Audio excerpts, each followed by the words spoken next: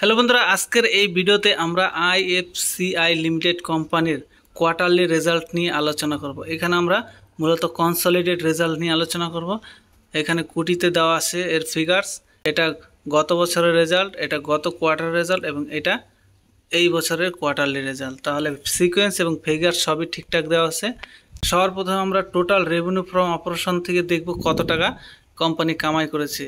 গত বছরের revenue from operation ছিল 319 কোটি টাকা, গত কোয়ার্টারে ছিল 605 কোটি টাকা এবং এই কোয়ার্টারে কোম্পানির রেভিনিউ 387 কোটি টাকা। অর্থাৎ ইয়ার অন ইয়ার কোম্পানিতে রেভিনিউ বেড়েছে এবং কোয়ার্টার অন কোয়ার্টার যদি দেখি কোম্পানিতে রেভিনিউ অনেকটাই ঘটেছে। প্রায় 80 থেকে 85% রেভিনিউ কোম্পানির কোয়ার্টার অন কোয়ার্টার কম হয়েছে। এবার যদি আমরা কোম্পানির টোটাল এক্সপেন্স দেখি তাহলে দেখব গত বছর কোম্পানি টোটাল খরচা করেছিল 451 কোটি টাকা, গত কোয়ার্টারে কোম্পানি খরচ ছিল 425 কোটি টাকা এবং এই কোয়ার্টার কোম্পানি খরচ হয়েছে 364 টাকা। অর্থাৎ ইয়ার অন ইয়ার এবং কোয়ার্টার অন কোয়ার্টার দুই দিক থেকে কোম্পানির খরচ কমেছে। এবার আমরা দেখব প্রফিট আফটার ট্যাক্স, অর্থাৎ কোম্পানি কত টাকা টোটাল প্রফিট করেছে সব কিছু খরচা বাদ দিই।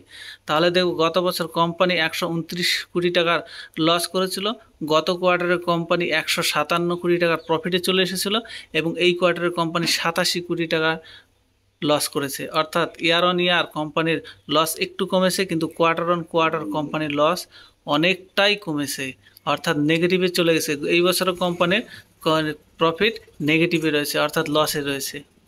এটাকে যদি আমরা ইপিএসে দেখি, গত বছর কোম্পানির ইপিএস ছিল 0.56, গত কোয়ার্টার ছিল 0.54, এই বছর কোম্পানির ইপিএস 0.41। অর্থাৎ ইয়ার অন ইয়ার এবং কোয়ার্টার অন কোয়ার্টার দুই দিক থেকে ইপিএস কমেছে।